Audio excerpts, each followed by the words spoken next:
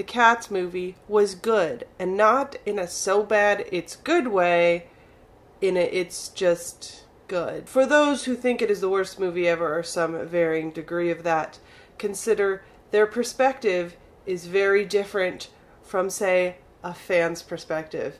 We already signed up for humanoid cats singing and dancing to T.S. Eliot poems with a very loose plot, very specific characters, 80s. The whole concept is good.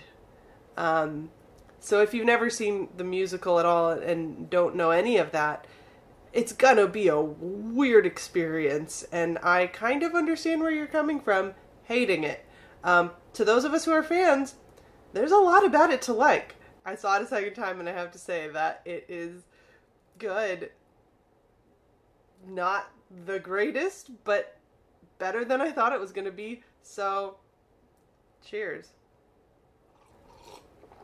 Okay, so, if you don't know, I'm a fan of musical Cats, and I'm going to talk about the movie. I saw it a second time. I took notes this time because I forgot so many important things in my last review, which I knew was going to happen. And I'm just going to go through these notes and tell you my feelings, and then I will answer your questions in the second half of this video. Okay, so, first note I have is intro. Cat cloud? Question mark, question mark. What? Huh? But then the overture happened, and I've said this before, it is that moment, those first few notes of the overture just like stirs up all the emotions and excitement. Car headlights, discarded cat at the end of the overture. Yeah, that's a new concept, is that Victoria is this like cat that gets thrown into an alley in a bag right as the orchestra crescendos at the end. Very fan fiction-y. Cassandra. Okay, this is what I really regret not talking about in my previous video. Cassandra is amazing in this. Her character is bigger than I've ever seen it before. I feel like you can always see her, and she's always she makes it very known what her feelings are about Grisabella and Victoria and everything else, and it's very interesting to see that happen, especially since other parts were made a lot smaller. Mephistopheles is clumsy. Yeah, from like the very beginning, they like make him out as this sort of like clumsy, love-struck fool who is a magician, and it's like, okay. He adds "and magical cats" to the song, Jellicle Songs for Jellicle Cats, which is both adorable and like, I don't know. Naming is cut short. Yes, there's a lot of the naming that isn't there. So much exposition. Whenever they actually talk, they're just trying to put as much plot into this movie as they possibly can. And it still fails to have a coherent plot, because Cats is not supposed to have a plot. It is a progression of emotions. It is not a traditional story.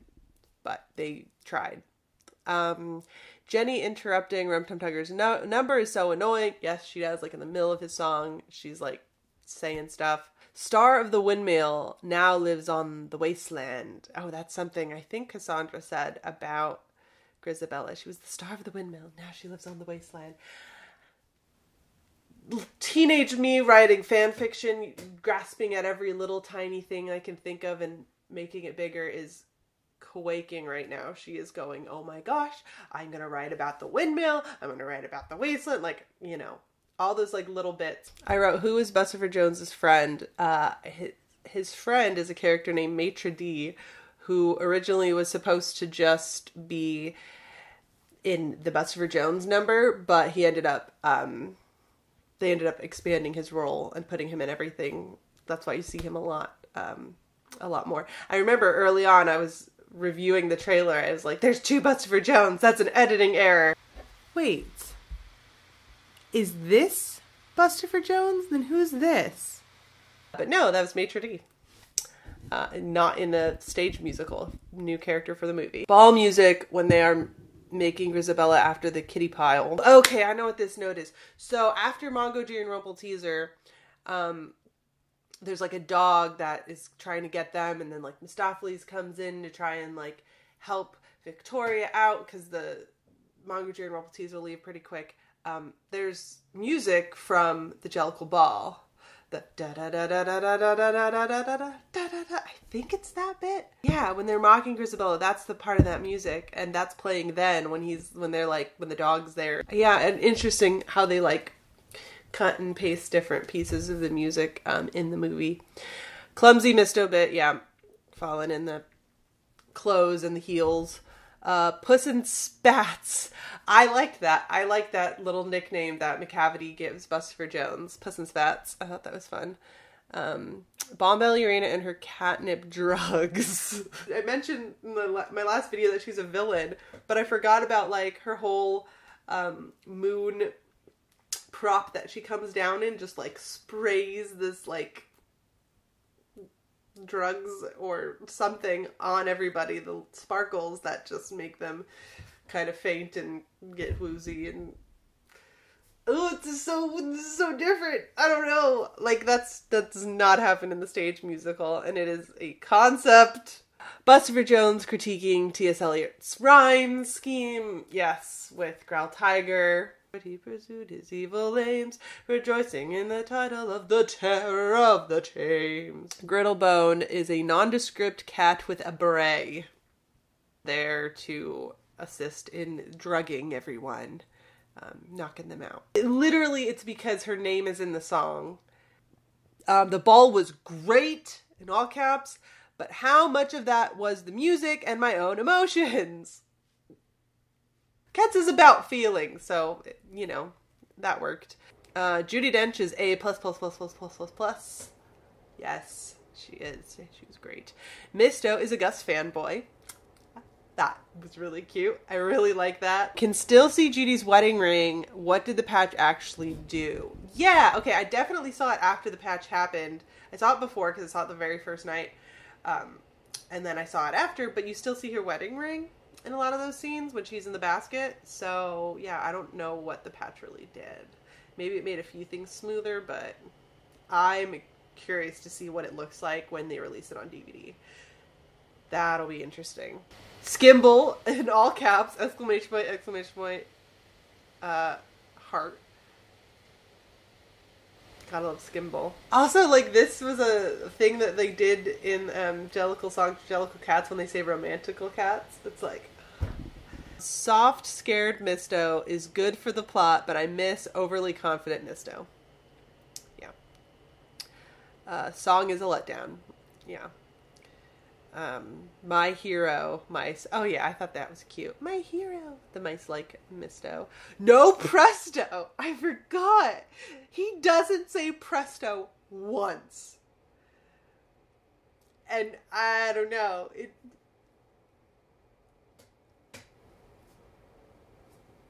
Okay. It's fine. It's fine. It's fine.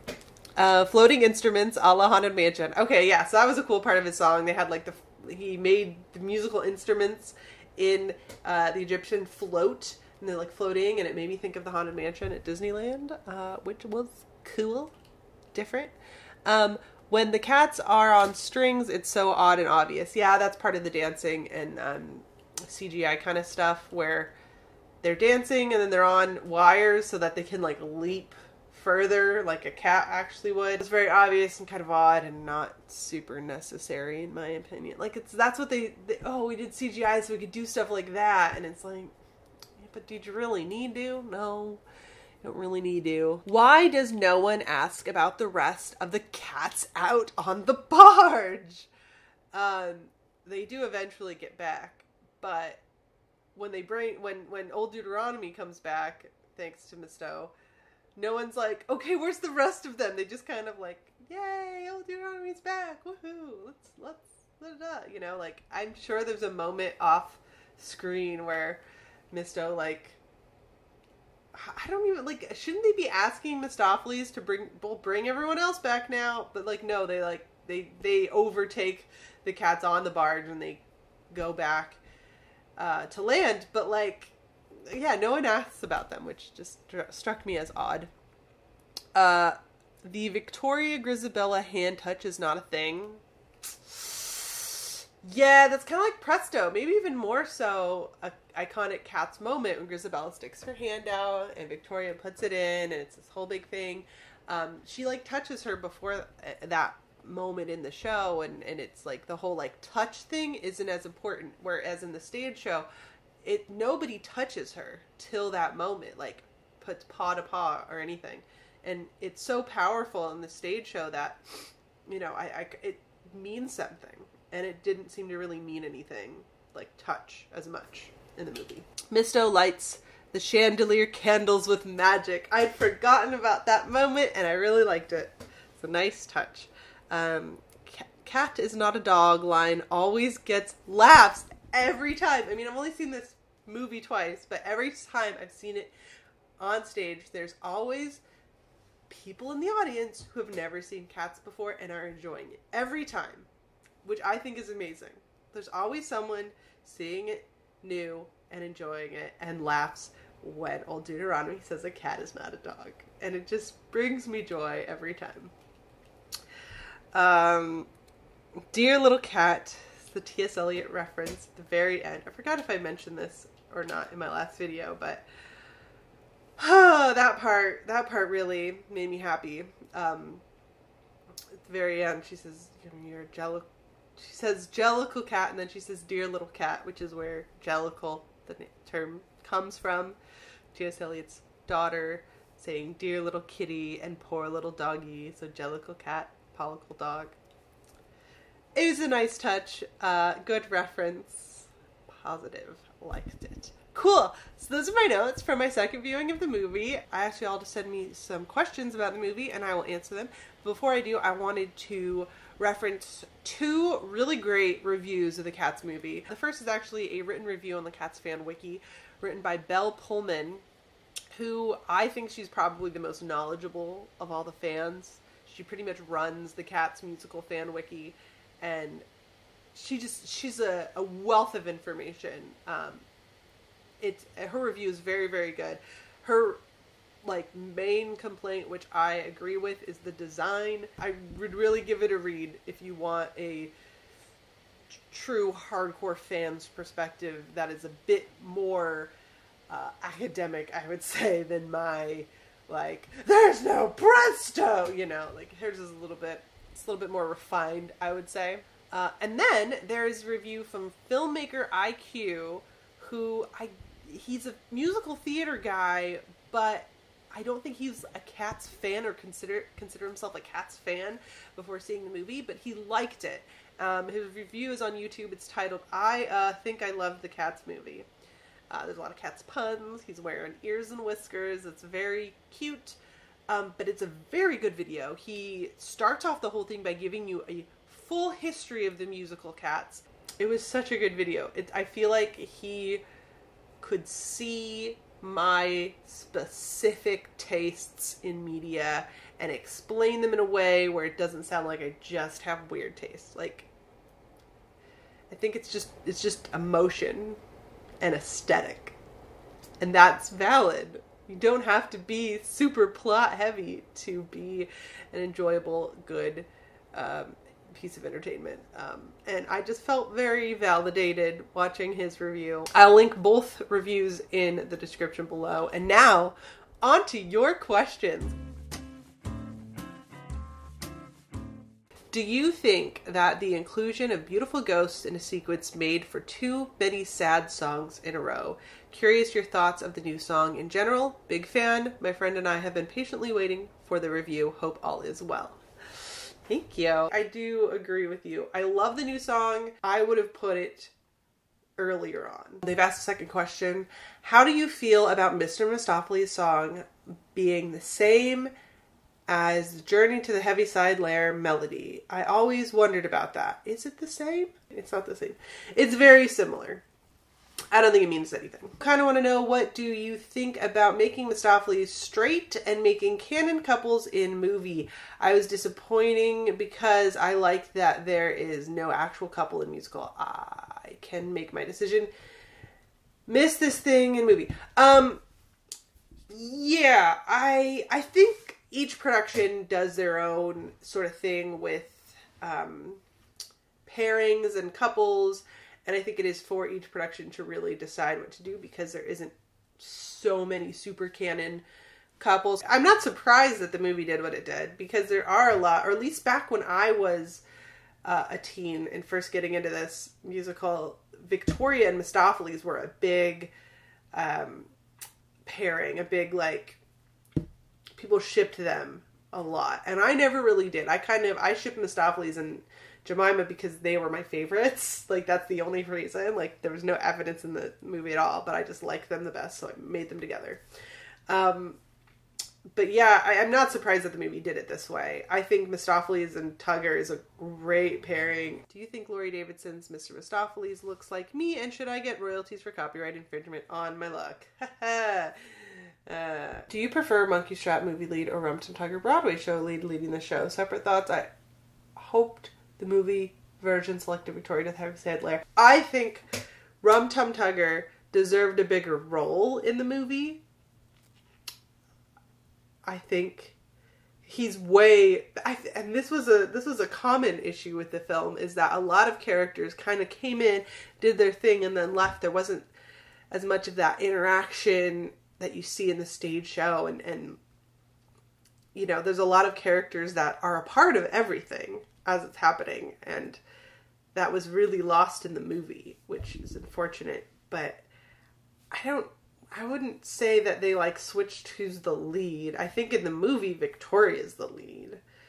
And then the other question, they hope that Victoria was selected the Heaviside Lair. I love a longer, more detailed video on your thoughts on the film. I hope this is it. Question: how do you feel about Judi Dench as Dee? I'm glad she finally made it into a version of Cats, but old Dee really needs the booming voice of a Brian Blessed or Ken Page, in my opinion. I totally see where you're coming from there. Ken Page will forever be my old Deuteronomy. I kind of, like, was wondering if I would have those feelings before I saw it, but I actually liked her rendition. It's a different take, but I don't hate it. Don't have a Twitter, so I'm going to ask here. 1, did you wish that the Cats movie was longer? And 2, did you like Francesca Hayward as Victoria? Yes and yes. How do you feel about the Hip Hop Twins? I think they're funny. I don't hate them. I would have liked to get to know them more, other than them being just kind of dancing in the background. If you were brought in as a last-minute director and could make one change, what would it be? Ooh, I would change the character designs. Thoughts on the erasure of the set characters and ensemble tracks? Yeah, I did not like that. I think that because it's a movie, they can't focus on too many things, and they've got to have just the big people in the front, but, like, so much of Cats is the ensemble tracks, the set characters, basically, like, everyone in the background, all the parts that maybe you never hear their name, but they have a name, and they have a personality, and they have a journey, and everyone has, if you've seen the stage show, you know, even just the movie, even just the movie from 98, there's so much going on in the background. There's so much interaction. There's so much of all the characters affecting what's going on. Even, like I said earlier with old Rum Tum Tugger, he doesn't just show up, do a song, and then leave. And that's another thing too. They had McCavity catnap all these characters so that they could be off over here doing their little one-liners while everything else happens. And it's just so weird, because that's not the case. I mean, besides Bustopher Jones, everyone stays on stage for, like, the whole thing and like, interacts, and you see all these dynamics, and I mean, that's partly why there's so much Cats fan fiction, and because you get so many ideas from watching, like, what's going on in the background. Yeah. Thoughts? Didn't like it. Probably the same as you, Casey. I think, since you said erasure, like, yeah. What was your opinion on this newer version of Mr. Mistopheles? I've said it before. I think it's an interesting take. I don't hate it. I'm trying to suppress my personal emotional attachment to the overconfident Misto that I've seen Jacob Brent perform and other actors perform live. It's a very different Mistopheles. Did you feel that they did the dancing justice? I feel like they cut out too much. Yeah. I love Andy Blankenbuehler. I've met him. He's wonderful. But I think it was like a good mix for the revival. Maybe even like slightly too much new stuff for the revival. But I didn't hate some of the new stuff. The movie has almost nothing from the original, and that really broke my heart. There's so much of Cats is that choreography, and to just have it mostly, if not entirely absent, was a huge letdown. What did you think the new movie did best? The music. And maybe this is because it's emotional and I attached memories to so much of it, but I felt the music, the orchestra was just wonderful. Not every song, granted, but a lot of the ensemble numbers. Yeah, the music for sure. And that's it. That's all of them. Yay. I just want to say thank you for being here. Things are good. Wow.